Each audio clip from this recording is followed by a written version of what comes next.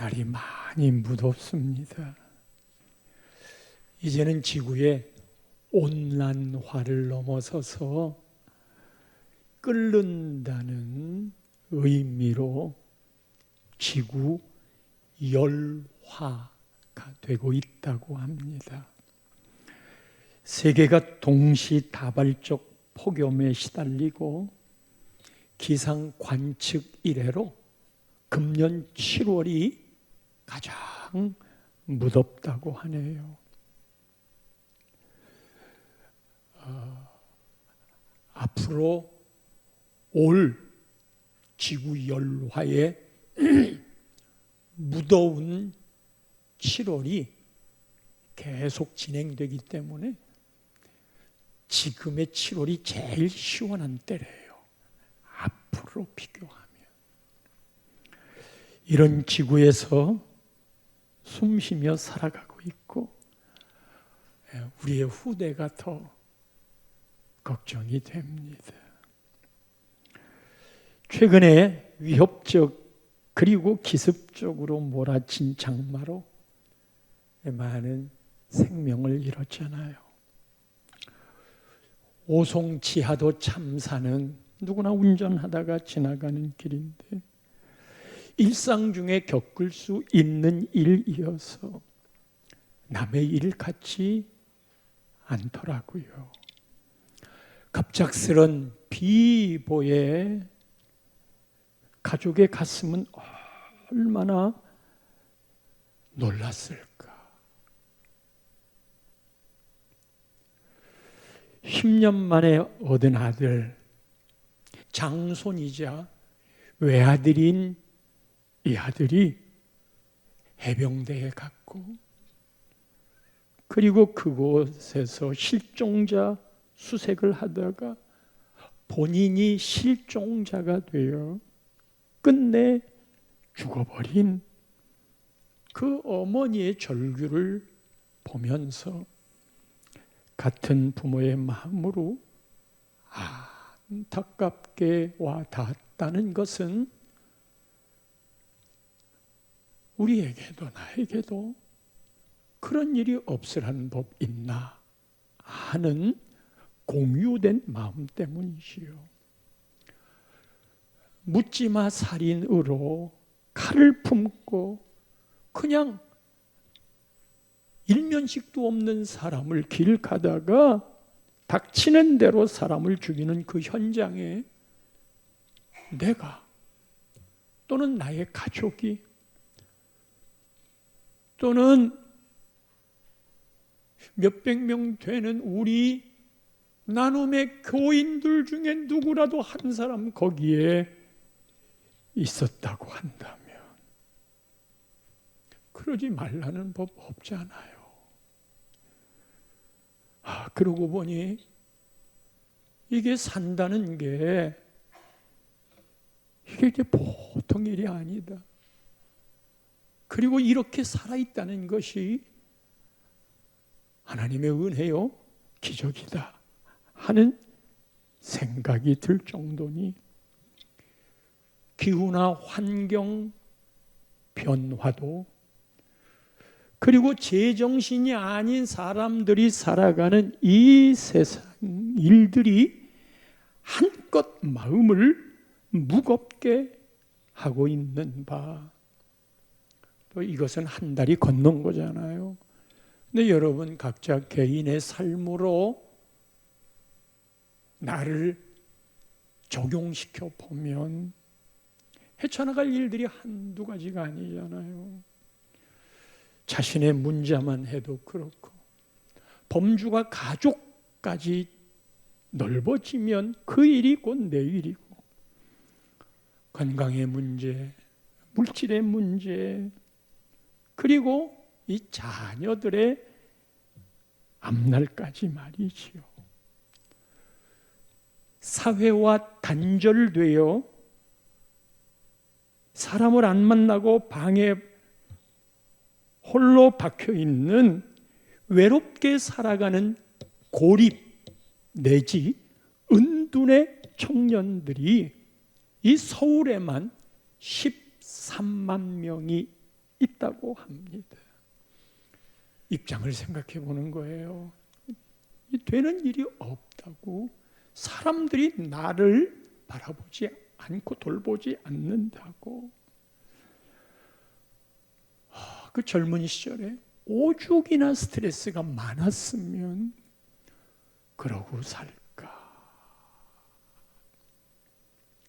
오늘 설교의 서두를 무겁게 시작해서 죄송하나 현실의 팩트를 말했을 뿐이고, 우리 예수님은 이런 현실을 정확하게 바라보시고, 그래서 우리 인생에게 이야기하시기를 수고하고 무거운 짐진 자들아 라고 규정하셨어요. 모세는 시편 90편 10절에서 우리의 연수가 70이요 강건하면 80이라도 그 연수의 자랑이 수고와 슬픔뿐이래요. 그마저도 신속히 가니 우리가 날아간대요. 수고와 슬픔뿐이겠습니까마는 우리 인생에 기쁜 일, 즐거운 일, 행복한 일이 왜 없었겠습니까마는 연수의 자랑이 수고와 슬픔뿐일 만큼 훨씬 더 많은 어려움들이 우리를 찾아오지요. 그렇다면 예수님이 수고하고 무거운 짐진 자들을 부르신 이유가 뭘까요?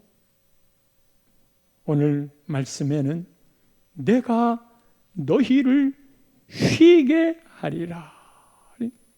할렐루야. 여기서 말하는 내는 예수님이에요. 너희는 우리를 포함한 수고하고 무거운 짐을 지고 사는 인생들인데 내가 너희를 쉬게 하겠다. 예수님이 쉬게 하겠대요. 얼마나 기쁜 소식이고 위로가 되는 소식이에요. 불쾌지수가 떠나는 청량한 소식이잖아요. 여기서 쉬게 하겠다고 하는 쉰다는 의미는 안식, 평안의 상태를 유지하는 것인 바. 여러분 8월을 휴가의 계절이라고 그러잖아요. 휴가를 떠납니다.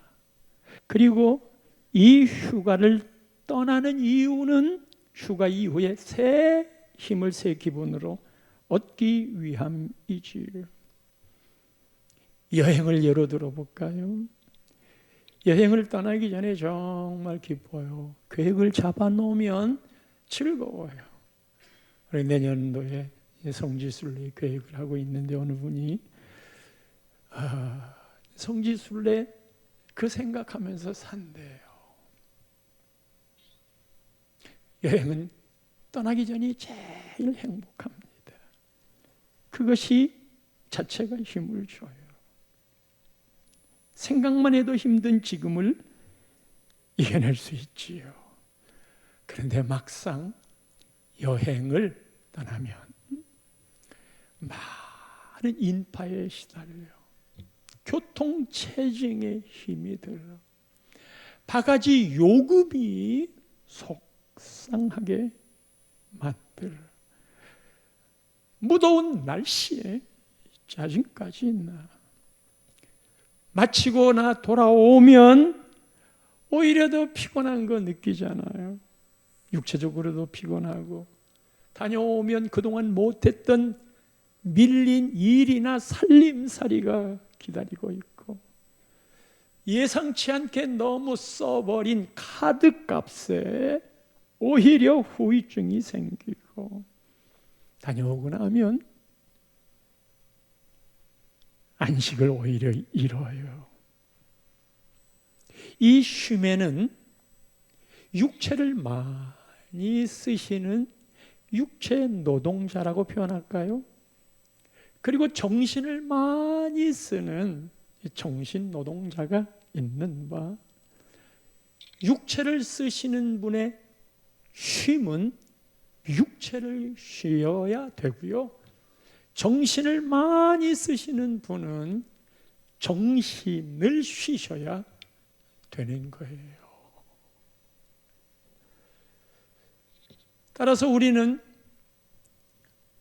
육체가 됐든 정신이 되었든 내가 겪고 있는 이 피곤하고 힘든 걸 쉬었으면 좋겠다. 그 쉬었으면 좋겠다라고 하는 생각 속에 내가 지금 짊어지고 있는 이 무거운 짐을 덜어냈으면 좋겠다. 무거운 짐이 떠났으면 좋겠다. 수고로운 일들이 없었으면 좋겠다. 이런 생각을 하잖아요. 그런데 예수님이 하신 말씀을 보면 내가 너희를 쉬게 하리라 라고 하시면서 수고로움이나 무거운 짐을 없애주겠다고 말하지 않아요. 여러분, 수고라고 하는 건 아담이 선악과를 따 먹은 이후 범죄한 다음에 인간이 수고하며 살게 돼 있어요.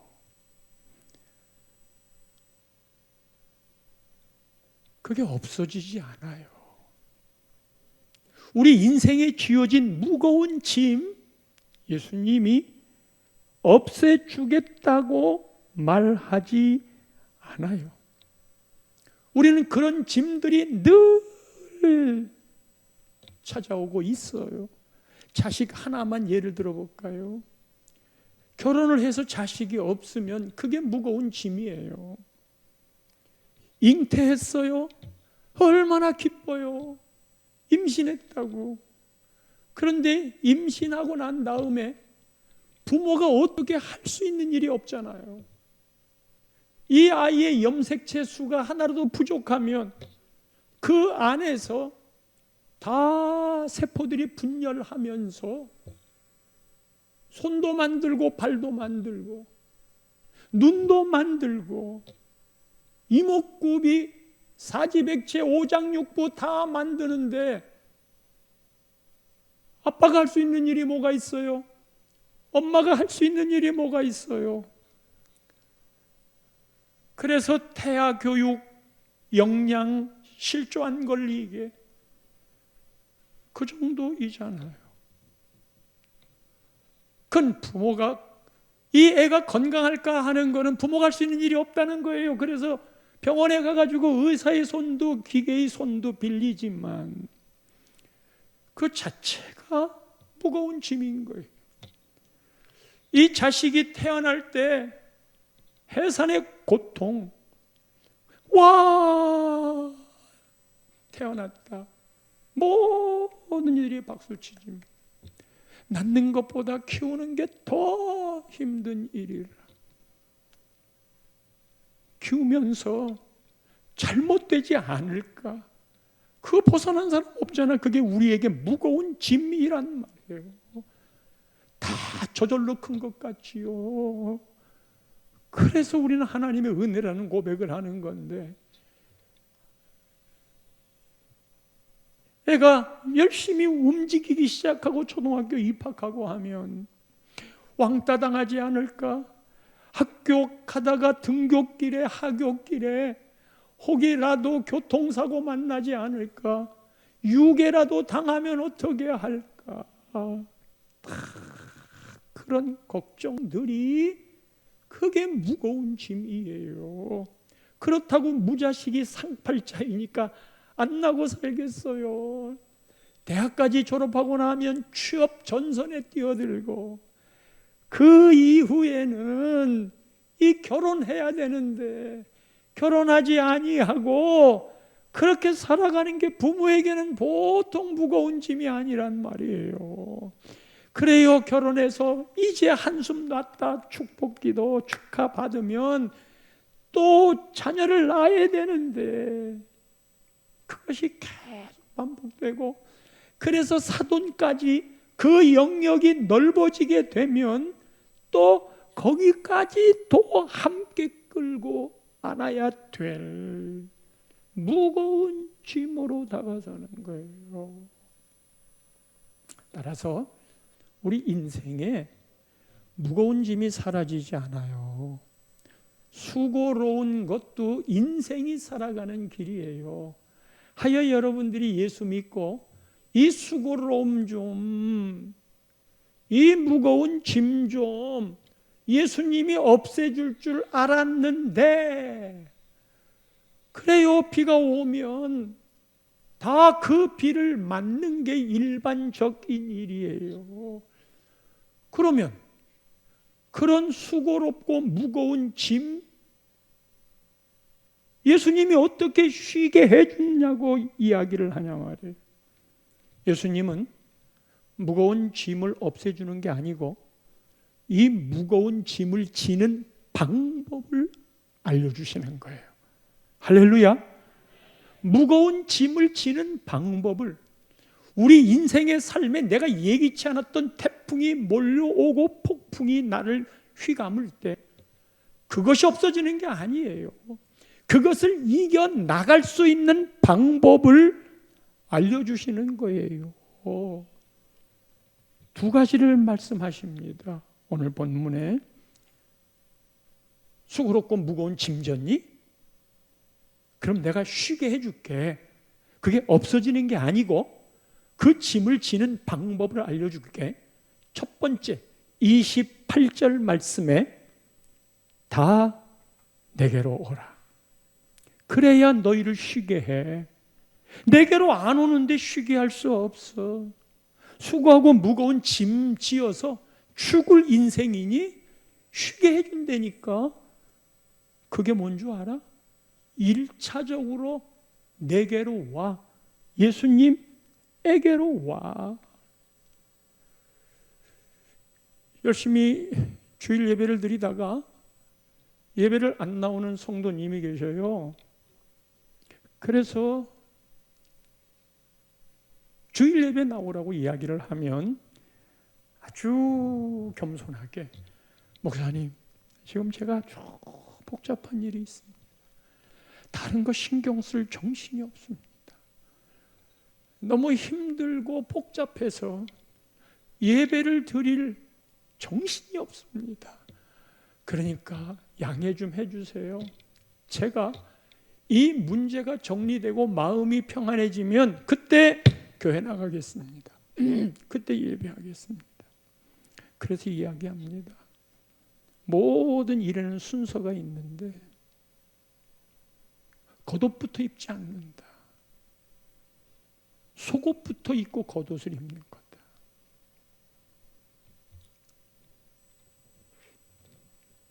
해결돼야 예수님께 나오겠다고 하는 바, 의사에게 내가 지금 몸이 아파가지고 너무 힘이 들고 정신이 없고 이것 때문에 죽을 것 같으니까, 그러니까 내가 이 병을 낫고 평안해질 때 제가 병원에 찾아가겠습니다. 그 말하고 다를 게 뭐야? 그리고 당신이 당신 힘으로 그 문제 해결하도록 애써야 되겠지만, 그렇다면 예수님이 왜 오라고 그래? 네 힘껏 살아보거라. 그렇게 말을 해야지. 성도 여러분, 여러분 앞에 무거운 짐이 내가 견딜 수 없을 만큼 힘겨운 겁니까? 그렇다면 물을게요. 그 문제를 가지고 예수님 앞에 나왔어요? 그 문제를 예수님 앞에 가지고 나왔다는 건 예수님을 인식하고 그 예수님께 내 문제를 고하는 거고, 이것은 곧 기도라는 이름으로 등장하는 거예요. 어떤 게 됐든 예수님 앞에 나오는 건 그 문제를 예수님께 올려드리고 내 마음을 고하는 거예요. 피곤한가 봐. 좀 도와주세요.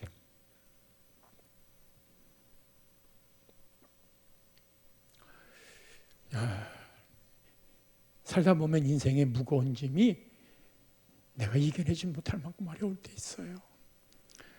그때 도움되는 게 술이지요. 예, 도움된다면 잡수세요. 그 술을 자시고 그래도 끈앞을 잡았던 그 하나님이 생각이 나서 예배당에 나와 너 없는 예배당에 나와서 하나님 앞에 꺼이 울면서 주야 아시지요? 하나님 아시지요? 그런데 그냥 술 냄새가 예배당 안에 가득 분자가 어떤 교인이 들어왔다가 코를 막으면서 아니 어떻게 예배당에 술 먹고 와서 냄새를 풍기는 거야. 그렇게 말하지 마세요. 그렇게 말하지 마세요. 얼마나 속이 상했으면 술 자셨을까. 그리고 이것을 해결하기 위해 예수님께 나온 그게 얼마나 이쁜 일이에요.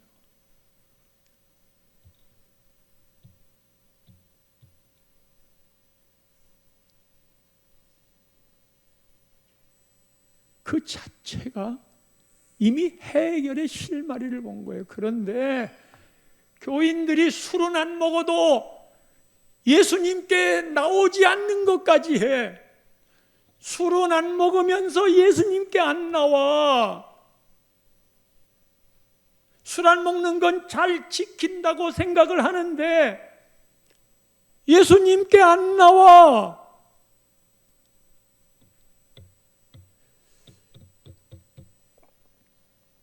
그죠? 다 내게로 오라. 교회 직분 상관없어.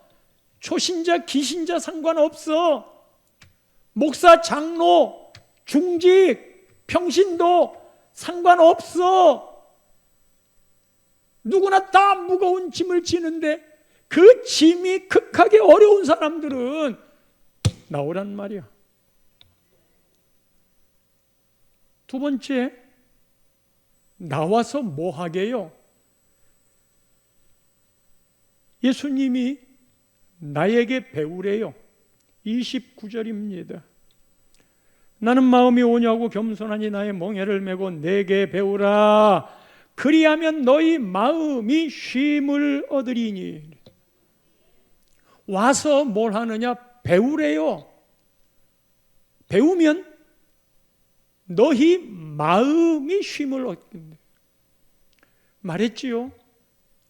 육신이 쉼을 얻는 게 아니에요. 정신이 쉼을 얻는 게 아니에요. 너희 마음이 쉼을 얻는 거예요. 이 마음이라는 단어는 내 인격의 전체를 요약하고 나타내는 거예요. 그러니까 내 인격의 전체를 말할 때 마음이라는 표현을 쓰는데 이 마음은 육도 포함되고 정신도 포함이 됩니다. 그런데 무슨 쉼을 얻냐? 육체가 편해지는 안식이 아니고 정신이 맑아지는 안식이 아니라 너희 마음이 쉼을 얻는 거예요. 수고로운 게 사라지는 게 아니고 무거운 짐이 사라지는 게 아니고 그 문제는 남아있으되 너희 마음이 쉼을 얻는 게 예수님이 주시는 쉼이란 말이에요. 그렇다면 이 쉼을 얻기 위해 첫 번째로 예수님께 오는 거였잖아요. 두 번째가 예수님께 배우라고 하잖아요. 예수님께 와서는 배워야 돼요. 예수님이 하는 말을 들어야 돼요. 예수님의 가르침을 안 듣고 내 생각으로 판단해버리면 신앙이 자랄 수 없어요. 우리 교회에 등록해서 신앙생활을 하는 사람들을 보면 아주 판이하게 나타나요. 이 판이하게 나타나는 가장 극적인 것은 예수를 몰랐어요. 교회에 와가지고 하나님의 인도를 받고 그리고 말씀하는 대로 그거를 지키려고 하는 사람 있잖아요. 말씀하는 대로. 그러면 먼저 기존 신자들이 저 사람은 어떻게 저렇게 말씀대로 살아? 그게 이상한 거예요. 근데 그게 이상한 거예요? 그거를 안 지키는 게 이상한 거지. 뭐를 말하든지 그 말을 듣고 지키려고 하는 것을 보면 믿음이 순수하게 쑥쑥쑥쑥 자라요. 자라다가 어느 시점에 시험도 받고 그게 훈련이 되어서 다시 비온등의 땅이 굳듯 더 성숙해지는 과정들을 겪지만 그 출발은 말씀대로 받아들이는 거예요. 그래서 진짜 힘든 교인은 죄송해요. 자기가 갖고 있는 생각대로 다 판단하고 얘기하고 자기 생각이 맞다고 하는 사람이에요. 운동선수는 코치의 말을 들어야 돼요. 하라고 하는 대로. 모든 최고봉에 이르는 사람들은 그 논리를 따라가요.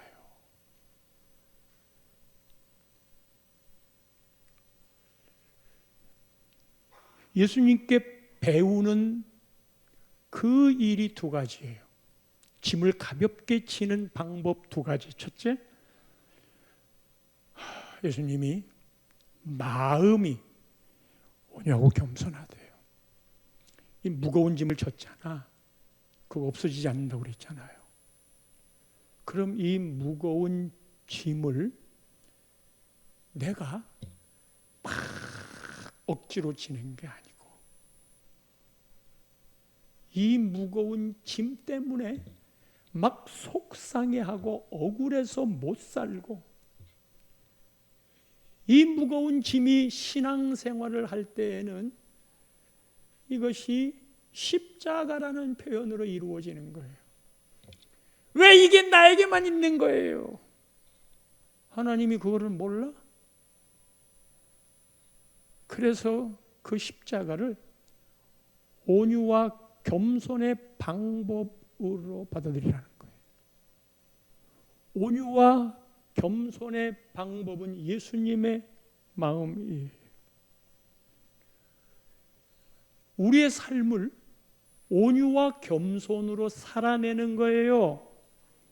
온유라고 하는 건 사람의 표정이나 성질이 온화하고 부드러움이요. 겸손이라고 하는 건 다 국어사전적인 용법이지만 남을 존중하고 자기를 낮추는 태도. 누구나 다 그거를 좋아해요. 그런데 우리는 본질상 다른 사람을 깔봐요. 그리고 내가 너보다 더 낫다는 자리에 서려고 그래요. 그리고 좀 무시하면 금방 속이 상해요. 우리가 살다 보면 세상에서는 온유하고 겸손한 방법을 우리가 쓰면 오히려 우리를 함부로 바라보고 잡아먹으려고 그래요. 양보하면 평생 양보할 사람인 것처럼 대하는 거예요. 그래서 때때로 이런 싸가지들 봤나? 헤대 붙일 때도 있어요. 너 본때를 볼까? 그래서 함부로 까불지 못하게 할 수도 있어요. 근데 여러분, 그렇게 할 때 여러분 마음에 온유와 겸손의 자세가 있는가? 아이, 목사님, 세상 복잡해요. 그런 거 다 계산하고 어떻게 살아요? 목사가 얘기하는 게 아니고 주님의 말씀이에요. 그러면 그 차이가 뭔데요? 내가 막 성질이 나가지고 이게 나를 무시해, 너 본때를 보여줄 거야 하고 막 헤대 붙였잖아요. 그래서 기가 줄여가지고 아이고 그래 내가 고개 숙입니다. 그러면 이제 이겼다고 하잖아요. 신앙의 양심은 그렇게 헤대 붙였을 때 그 이후에 더 나를 무거운 짐으로 눌러요. 그런 경험 못했어요? 내가 막 헤대 붙여서 시원한 것 같은데 좀 더 참았을걸. 그게 신앙이 주는 양심, 성령이 우리에게 주시는 거예요. 그러니까 헤대 붙일 때에 그런 마음이 안 들 때에는요, 온유와 겸손의 마음, 그 바탕은 그를 생각하는 마음이에요. 내가 너한테 당하는 건 문제가 안 된다. 그런데 너 인생 계속 그렇게 살면 네 갈 길 우리가 뻔히 안다. 그래서 그때 그 마음으로 이야기를 해주는데, 그 이야기를 들으면 네 인생이 피고, 그 이야기 안 들어 처먹으면 네 인생 골로 가는 거야. 알아서 해. 물론 관계성에 따라 강도는 좀 다르겠지요. 그런데 온유와 겸손의 방법이, 누구한테 돈을 빌려줬어. 근데 그 사람이 돈을 떼먹었어. 여러분 생각해 보세요. 내가 일단 돈을 빌려줄 수 있는 여유가 있다는 게 감사고, 두 번째, 그에게 돈을 빌려줄 수 있다고 한다면 그와 나 사이의 관계가 괜찮기 때문에 빌려준 거예요. 이자 놀이 하는 것 말고요. 그런데 그놈이 떼먹었어. 떼먹고 나면 우리 마음에 저놈이 처음부터 계획적이었네. 근데 돈을 빌려줄 때 계획적일 걸 알고 빌려준 거예요? 관계가 좋을 때 빌려준 거잖아. 그래서 떼먹어버리면 첫째, 돈이 아까워.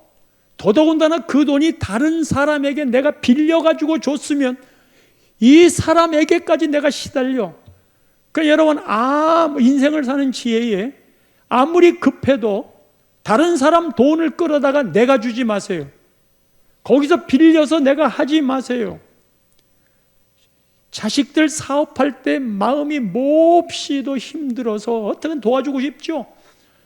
다른 사람 거, 나중에는 사돈의 팔촌의 것까지 전부 다 해서, 그거는 그래도 자식 잘 되게 하려고 그런 건데, 도박을 한다든지 경마를 한다든지 아니면 어떤 중독 증세에 빠졌다든지, 그거는 그거를 헤쳐나가려고 사돈의 팔촌의 돈까지 다 끌어서 패가 망신하게 되는 건데,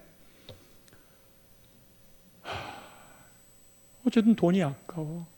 두 번째, 어제 그 자식이 그래 내가 그렇게 믿었는데 그럴 수 있어? 거기에 대한 서운함이 팍 들면서 내 인생이 무너지기 시작해요. 그놈이 미운데 내 마음에 계속 독이 나오는 거예요. 그래서 믿음이란 그거를 잘 다스리는 거예요. 이런 말을 하면 듣기 싫어해요. 왜냐하면 말씀 갖다 대면서 나를 다스리라고 그러니까, 나는 내가 하고 싶은 대로 하고 싶어. 성질을 내고 싶고 한방 쥐어받고 싶고. 그런데 예수님은 네 짐을 덜라면 온유하고 겸손하게 해. 그래서 그 사람 굉장히 밉잖아. 언제나 처음 가졌던 관계를 놓치지 마. 그것보다 더 나빠지지 마. 그런데 그게 돈 떼어서 그렇게 된 거잖아. 하나님이 그럴 때 주는 방법이 있는데 뭐라고 그러느냐 하면요, 네가 좋은 마음으로 돈을 빌렸는데 그 돈을 떼먹었다. 그럴 때 하나님이 그렇게 해서 네가 돈 못 받고 떼먹힌 것은 하나님 내가 너한테 꾼 걸로 해주겠다. 하나님이 꿨다고 한대. 진짜예요. 하나님이 꾼 거예요. 그럼 내가 그 자식한테 돈 받을 거하고 하나님한테 돈 받을 거하고 어떤 게 더 분명하고 확실해요? 근데 그거를 못 믿어. 하나님이 그렇게 말씀했는데도 신앙으로 그거를 안 받아들여. 하나님이 꿨다고 그랬어요. 가난한 자에게 내가 해준 모든 건 하나님이 꾼 거라고 그랬어요. 그래서 가난한 사람을 돕는 건 내 주머니에서 돈이 나가잖아요. 11조도 내 주머니에서 돈이 나가잖아요. 11조 안 하면 내가 쓰고 싶은 거 그 돈 가지고 쓸 수 있는 거예요. 그래서 11조는 하면 할수록 손해인 거예요. 내 주머니에서 쓸 돈이 나가니까. 그런데 가난한 사람을 구제하거나 어려운 사람에게 내가 선행을 베풀었던 건 내 것 가지고 주는 건데 그거를 하나님이 뭐라고 그러느냐 하면 그 사람한테 받을 게 아니고 하나님 내가 꾼 것으로 하겠다. 그래서 하나님이 꾸신 거예요. 이 하나님이 꾸신 거는요, 지금까지 경제활동하고 헌금활동하면서요 너무 정확하게, 그리고 이것을 체험한 사람들은 그거를 그냥 막 답답해해. 그걸 모르는 것에 대해 답답함을 갖고 있어요. 그건 얼마나 확신 있는 이야기인 줄 아세요? 그게 지금 당장 돈으로 들어오지 않는다 해도요, 돈 나가는 걸 다 막아줘요. 여러분, 돈이 필요할 때는 병원에 가면 돈이 필요한데 그런 거 있잖아요. 그래서 내가 병원에 가려고 돈을 모은다. 그러면 그게 믿음이 돼서 그 사람은 반드시 병원에 가야 돼요. 내가 내 자식들을 잘 가르치기 위해서 돈을 좀 많이 모아야 사교육비를 감당한다. 그러면 그 자식은 사교육을 해야만 되는 거예요. 그런 걸 준비하는 게 잘못됐다는 게 아니라 하나님을 향한 믿음이 하나도 없어. 그리고 그런 것들을 해야 병원 갈 돈을 모아야 되고 사교육비를 해야 되려니까 하나님 앞에 제일 먼저 양해를 구하고 인색해지는 거예요. 그래서 그 경제 활동을 통해 하나님을 만나게 하고 싶은 거야. 근데 그게 가장 적절하게 하나님을 만나는 방법 중에 하나가 돼. 기도하라고 하는 것도 기도를 해서 응답을 받아야 하나님이 계신다. 말씀을 읽으라고 하는 것도 그 말씀을 읽는 걸 넘어서서 그 말씀이 적용이 될 때, 그래, 하나님의 말씀대로 살았더니 진짜 약속대로 해주시네. 기독교 신앙은 그 힘 때문에 여기까지 온 거예요. 이빠른 말 때문에 기독교의 생명력이 이어져 온 건 줄 아세요? 심지어는 내가 주님을 위해서 목숨까지도 바치겠다고 하는 게 그 알량한 세뇌 공작 때문에 그런 건 줄 아세요? 이단은 우리가 보면 그렇습니다. 그러나 예수님은 그렇지 않습니다.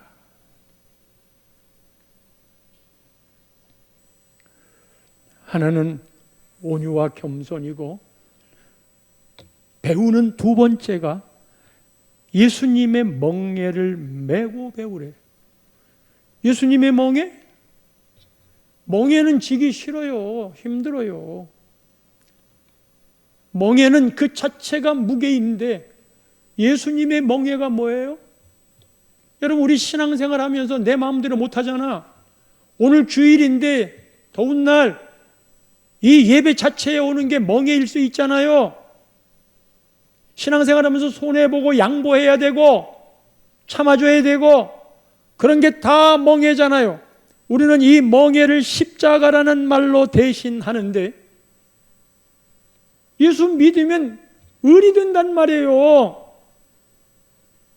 갑에 칼을 쥐고 있는 자가 을인 우리를 무시한다면 그게 예수님의 멍에를 맺기 때문이에요.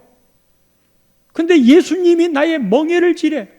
사실 수고하고 무거운 짐진 자들아 라고 했을 때에는 이게 기후환경 변화, 그리고 정신 나간 사람들의 이 사회, 나라는 사람이 살아가는 일에 가족까지 자식까지 겹쳐가지고 어려워하는 이 모든 관계가 다 혼합되어 있지만, 예수님이 말씀하실 때 수고하고 무거운 짐을 진 진짜 사람들은 종교인들이었어요. 그 말을 하는 거예요. 예수를 믿는데, 하나님의 율법을 지키는데, 율법을 지킬수록 짐이 무거워. 신앙생활 할수록 인상이 써져. 신앙의 연륜이 많아질수록 사람과의 관계에서 부딪히고 싶지 않아.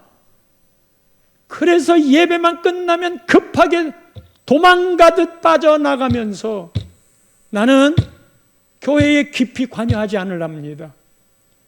사람 만나서 관계되면 상처를 받으니까.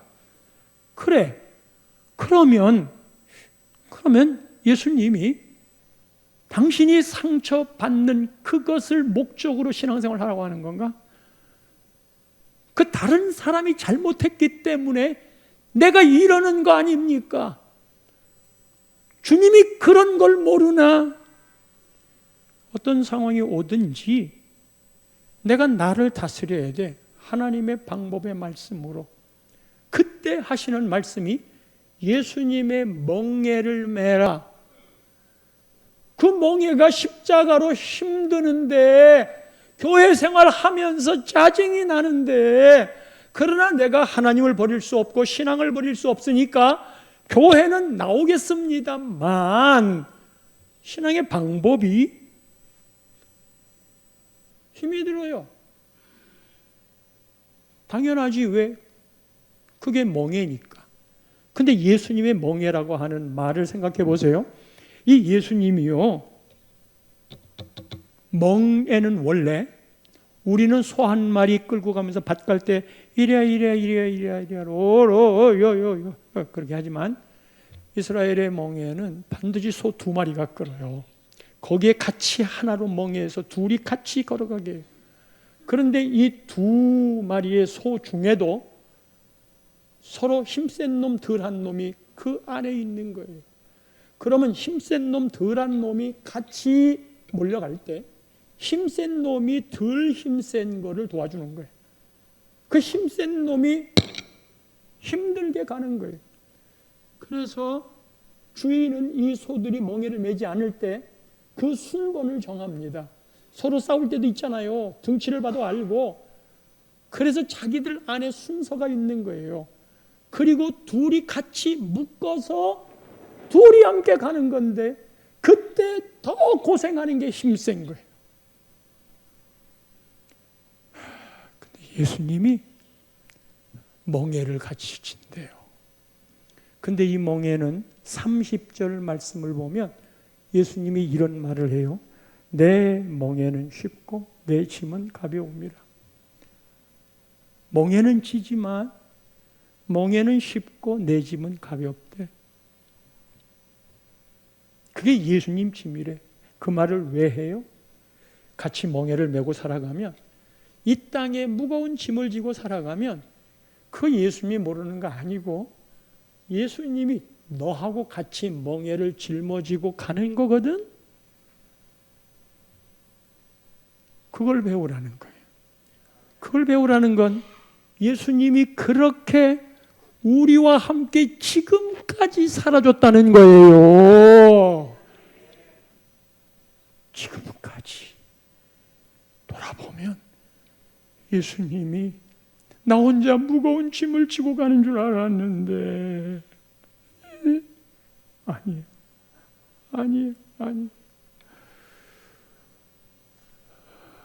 바리새인, 사두개인, 제사장, 서기관, 이런 사람들의 신앙은 하나님을 제일 높인다고 하는데 신앙생활 하는 게 너무 쥐어짜. 그래서 자유함이 없어. 그러니까 예수님이 내 멍에는 말이지 사람이 안식일을 위해서 있는 게 아니고 안식일이 사람을 위해서 있는 거야.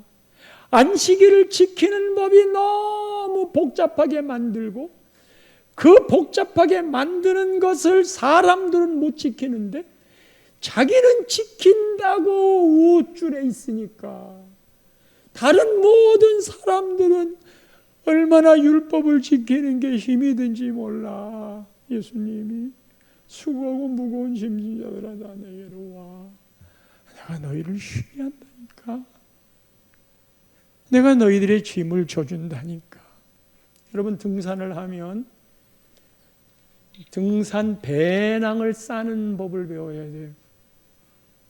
그래서 어떻게 짐을 분배해야 힘 덜 받고 갈 수 있을까? 군대에서 군장을 꾸릴 때 그저 때는 M1 총, 그래도 군장 모포까지, 그래도 워카를 신고 달려갈 때 그 짐 쌓는 방법을 정확하게 배우고 달려가야 돼요. 우리에게 있는 무거운 짐 평생 지고 갈 건데 그 짐에 꼬꾸라지는 사람이 있는가 하면 이거는 짐도 아니야. 그리고 다른 사람의 짐을, 제가 원래 달리기를 잘했어요. 마라톤을 했어요. 그런 군장 같은 거를 하면 제가 뛰지 못하는 다른 사람의 군장까지 메고 어떤 때는 총을 대신 맡아서 같이 뛰어주는 거예요.